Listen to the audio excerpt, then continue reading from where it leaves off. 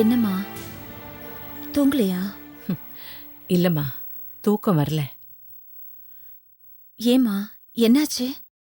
ஒன்றும் இல்லம்மா, புது இடம் இல்லையா, செட் ஆகிறதுக்கு 2-3 நாள் ஆகும். அவ்வளவுதானே? வேற எதுவும் இல்லையே? வேற என்னம்மா இருக்கும்னு நினைக்கிறேன்? இல்ல, கேட்டேன். அம்மாவை நான் இப்படி பார்த்ததில்ல இல்லையா? ஒருவேளை இவ்ளோ பெரிய வீடு, இவ்ளோ வசதி, இதெல்லாம் பார்த்த உடனே உனக்கும் பழைய ஞாபகமெல்லாம் வரலாம் இல்லையா? அந்த மாதிரி ஏதாவதோன்னு நினைச்சேன். கண்ணம்மா, அதையெல்லாம் என் மனசுக்குள்ள இருந்து நான் தூக்கி தொடச்சு போட்டு 24 வருஷம் ஆயிடுச்சு. 24 வருஷத்துல வராத ஆசையா இப்ப வந்துற போது? நினைவுகள்ங்கிறது தூக்கி சுமக்க சுமக்க பாரம். புள்ளி வச்சு போடுற கோலம் தப்பாகும்போது நாமளே நம்ம கையை வச்சு அழிச்சிடுறது இல்லையா? அந்த மாதிரி என் கடந்த காலம் காற்றோட, நிகழ்காலம் மட்டும்தான் என் நெஞ்சோட, எதிர்காலம் என் சுவாசத்தோட. மா, நீ பண்றது பெரிய விஷயமா? ஆத்து நீருக்கு அணை போடலாம், கண்ணீருக்கு கரை போட முடியாதுன்னு சொல்லுவாங்க, கேள்விப்பட்டிருக்கேன்.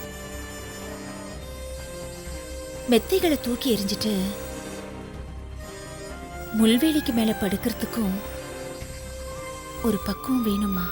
கண்ணம்மா, அதுக்கு பக்குவத்தை விட முக்கியம் மன தைரியம். நாம தேர்ந்தெடுக்கிற வாழ்க்கை மேல நாம வைக்கிற நம்பிக்கை. அந்த நம்பிக்கை நொறுங்குச்சுனாதான் தைரியத்து மேல கேள்வி வரும். அப்படி இல்லாதப்போ தைரியம் எப்பவும் வீரியத்தோட இருக்கும்.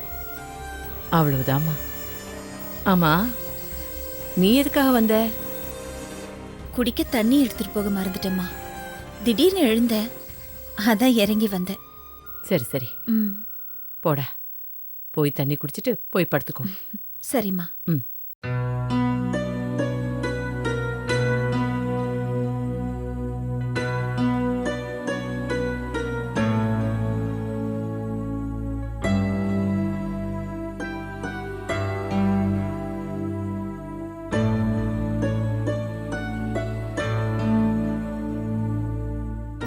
மா, ம், சீக்கிரம் போய் படுத்துக்கோமா. சரிடா, நீ போய் படுத்துக்கோ. நேரத்தோட படு. ம். ம்.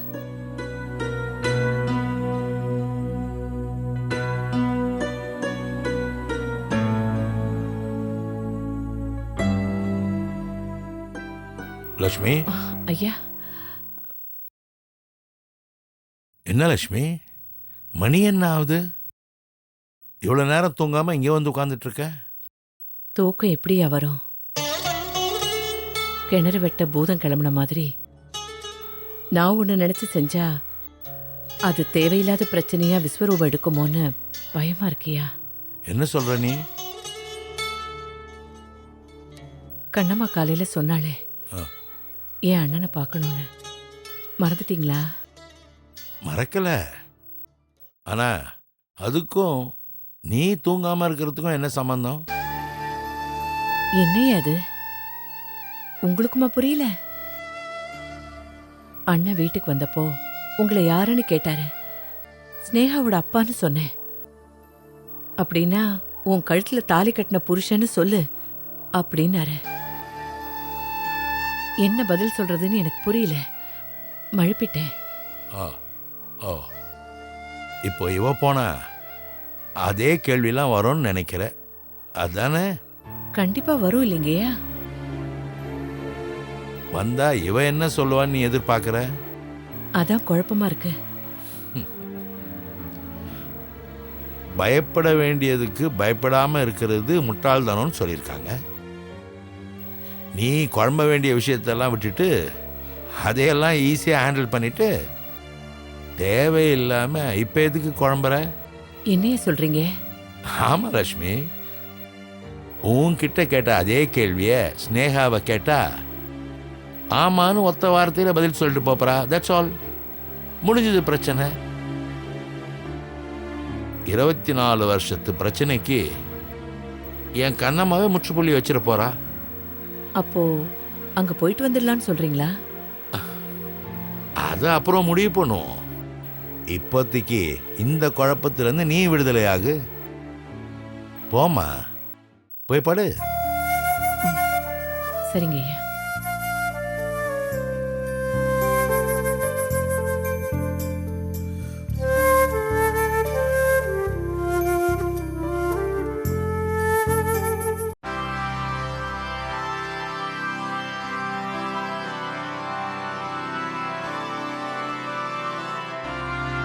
ஒருவர் ஏழையாய் இருக்கிறார் என்று அவரை வஞ்சிக்காதே. ஒருவர் ஆதரவின்றி இருக்கிறார் என்று அவரை நீதிமன்றத்தில் சிறுமைப்படுத்தாதே. ஏனெனில் ஆண்டவர் அவர்களுக்காக வாதாடுவார். அவர்களது உயிரை அவர் பறித்து விடுவார். கொல்பவர்களோடு நட்பு கொள்ளாதே. எரிச்சல் உள்ளவர்களோடு தோழமை கொள்ளாதே. அப்படி செய்தால் அவர்களது போக்கை நீயும் கற்றுக்கொள்வாய். என் உயிர் கண்ணில் சிக்கிக் கொள்ளும். இதா சுதன் பரிசுத்தாவியின் பெயராலே ஆமென். ஃபாதர்,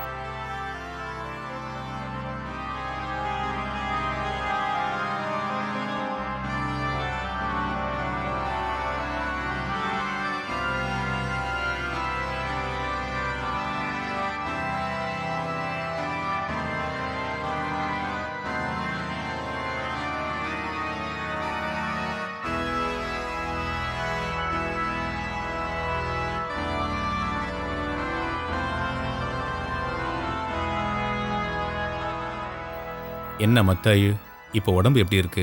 நல்லா இருக்கு ஃபாதர். ஆ, கடைசி காலத்தில் என் பொண்ணு வீட்டுக்கு வந்து அவ தயவில் உயிர் பொழைச்சிட்டேன். இப்போ பரவாயில்ல ஃபாதர். அது மட்டும் இல்லை தம்பி, ஆண்டவர் எப்பவும் உன் கூட இருப்பாரு. அவர் எப்பவும் உன்னை காப்பாற்றுவார். கடவுளால் நிறைவேற்ற முடியாதது ஏதாவது இருக்கா தம்பி? இது நீ நீண்ட நாள் வாழணுங்கிறது ஆண்டவருடைய ஆசை. அவருடைய விருப்பத்தை மீறி எது நடக்கும்? நல்ல வேளை, உன் மகளை பார்க்க உன் மக வீட்டுக்கே வந்து சேர்ந்துட்ட. ஒரு அப்பாவுக்கு என்ன செய்யணுமோ அதை நீ செஞ்சிட்ட.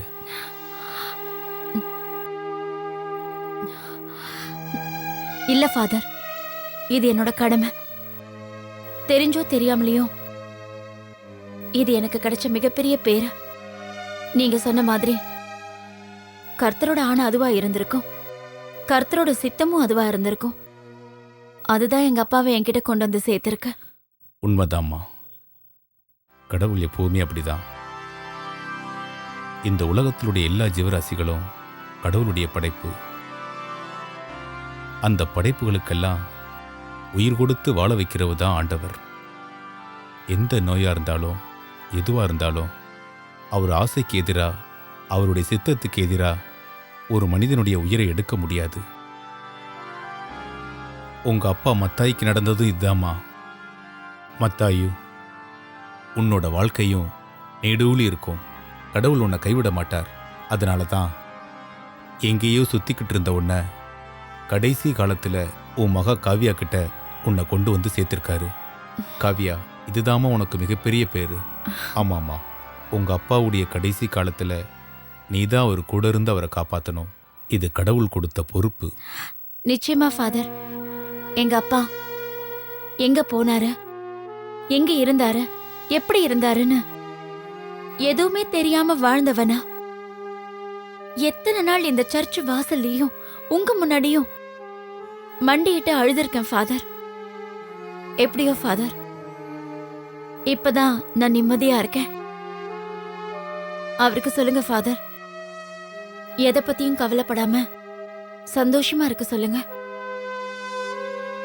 இனிமே என்னை விட்டு போக வேண்டாம்னு சொல்லுங்க ஃபாதர். காவியா, கவலைப்படாதம்மா. மத்தாயு, வாழ்க்கையில உன் மகளுடைய ஆசையை நிறைவேற்று. கடைசி வரைக்கும் அவ கூடவே இரு. அவ கடைசி வரைக்கும் உன்னை வச்சு காப்பாத்துவா. உங்க 2 பேரையும் ஆண்டவர் காப்பாத்துவார். சரிங்க ஃபாதர், ம் நாங்கள் போயிட்டு வர்றோம். சரி, வரோம் ஃபாதர். போயிட்டு வாங்க.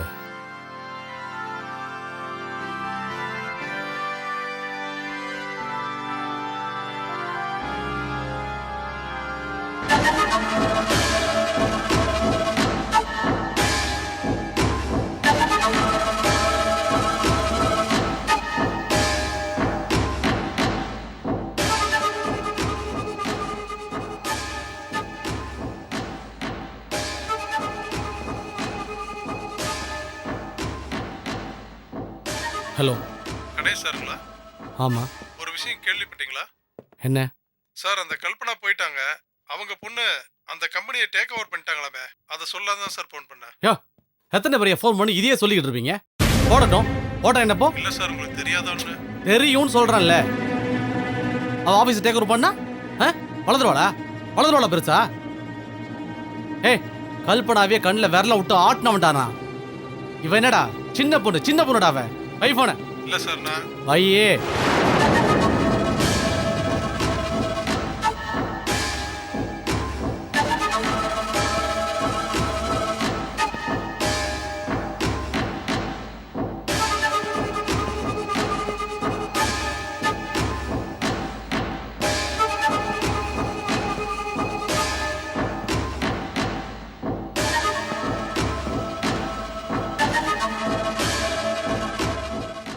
சார். பிரசாத், என் கேபினுக்கு வாங்க. Okay sir.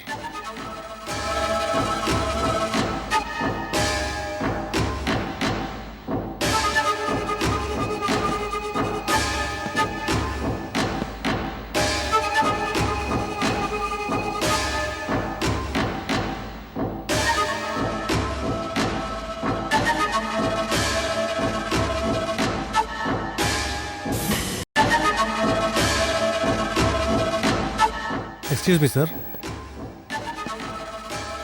வாங்க பிரசாத், வாங்க. நாட்டில் என்ன நடக்குது? புரியல சார். எதை கேட்குறீங்க? கரெக்டு தான். எதை கேட்குறேன்? இந்த பழைய காலத்தில் மன்னர்கள்லாம் அரண்மனைக்குள்ளே இருந்துக்கிட்டு உலகமே தெரியாமல் வாழ்ந்துக்கிட்டு இருப்பாங்களா? திடீர்னு ஒரு நாள் மந்திரியை கூப்பிட்டு மாதம் மும்மாரி மழை பெய்யுதா அப்படின்னு கேட்பாங்களா? அவ்வளோ விவரம். அந்த மாதிரி இருக்குல்ல நான் கேட்குற கேள்வி. அப்படி இல்லை சார். இந்த ஊரில் இல்லை, உலகத்தில் என்ன நடந்தாலும் அடுத்த நிமிஷமே உங்கள் மொபைலில் வந்து விழுந்துடுமே. அவ்வளோ இன்ஃபர்மேட்டிவாக இருப்பீங்களே நீங்கள், அதை சொன்னேன். அதெல்லாம் போயிடுச்சு பிரசாத். இப்போ எல்லாமே ஸ்க்ரீன் பண்ணிடுறாங்க. தனக்கு தெரிஞ்ச தகவல்கள் அடுத்தவங்களுக்கு பாஸ் பண்ணாமல் மறைச்சிடுறாங்க. அப்படி மாறிக்கிட்டு இருக்கு உலகம். இது விளையாட்டு தானே சார்? பூனை கண்ணை மூடிட்டா உலகமே இருண்டு போயிடுமா என்ன? கரெக்டாக சொன்ன பிரசாத். ஆனால் இந்த பூனையும் பால் குடிக்குமான்னு சந்தேகப்பட முடியாத அளவுக்கு பூனைகள் ஷார்ப்பாயிடுச்சு பிரசாத். மனுஷனுக்கு 6 அறிவு அப்படின்னு பெருமை பேசுனா பூனைகள்லாம் சிரிக்குது. போடா அடிமுட்டாள், உனக்கு இருக்கிற 6 அறிவுமே வேஸ்ட்டு, 7வது அறிவு எனக்கு இருக்கு, அது ஒன்றை யூஸ் பண்ணி நான் எல்லாத்தையுமே தெரிஞ்சுப்பேன்னு சொல்லுது. கண்ணடிச்சு கேலி பேசுது பிரசாத். எப்படி இருக்கு பாரு உலகம். சரி, அதை விடு. உன் ஃப்ரெண்டை பாத்தியா? யார் சார்? பிரசாத், இப்பதான் பிரசாத் பூனை கதை சொன்னேன். உன் ஃப்ரெண்டுன்னா வேற யாரு? ஸ்னேகா, தி கிரேட் லேடி. இல்லை சார், அன்னைக்கு பார்த்தது தான். அதான் உங்ககிட்ட சொன்னேனே.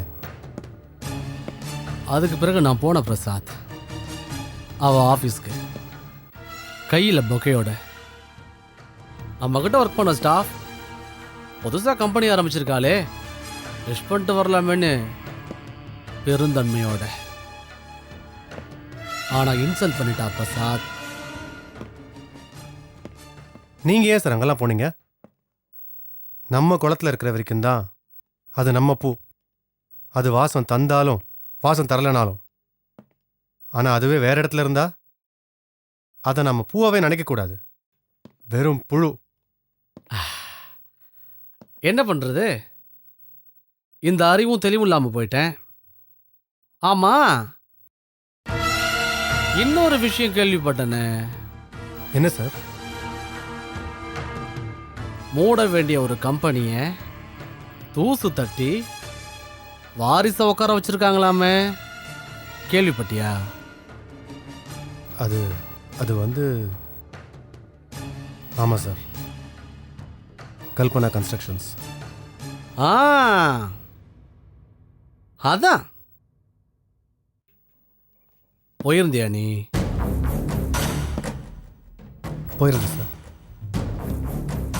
அதை பத்தி என்கிட்ட சொல்லவே இல்லை. அது சும்மா போனேன் சார். டேக் ஓவர் பண்ணியிருக்கிறது என்னோட முறை பண்ணு சார். நான் கூட அவளை பற்றி உங்கள்கிட்ட சொல்லியிருக்கேனே சார். ஆ, தெரியும், சொல்லியிருக்க. ஆனா இந்த விஷயத்த சொல்லவே இல்லை. நீ போனதை சொல்லவே இல்லையே. பயமா இல்ல முறை பொண்ணு பாசமா? அப்படிலாம் எதுவும் இல்லை சார். மறைக்கணுங்கிற எண்ணம் இல்லை. அவள் பதவி ஏற்றுக்கிட்டதை தாண்டி நான் அதை பற்றி பெருசாக எதுவும் யோசிக்கல. என்ன பிரசாத், அது நம்மளோட போட்டி கம்பெனி, என் ஜென்ம விரோத கம்பெனி. இப்போ எல்லாரத்தை வேற பாய்ச்சிருக்கீங்க சார். என்ன அதில் நீங்கள் சேர்த்துறாதீங்க please sir. Okay okay okay okay okay, பாய்ச்சிருக்காங்க. ஆனா ஒண்ணு பிரசாத், பார்த்துக்கோ, பாஞ்சிட போறாங்க நம்ம மேல. ஏன்னா அப்புறம் நீயும் உன் முறை பொண்ணை பார்க்க முடியாது, நானும் உன் முறை பொண்ணுன்னு கன்சிடர் பண்ண முடியாது. புரிஞ்சிருக்கும்னு நினைக்கிறேன். புரிஞ்சிடுச்சு சார். போங்க, போய் வேலையை பாருங்க.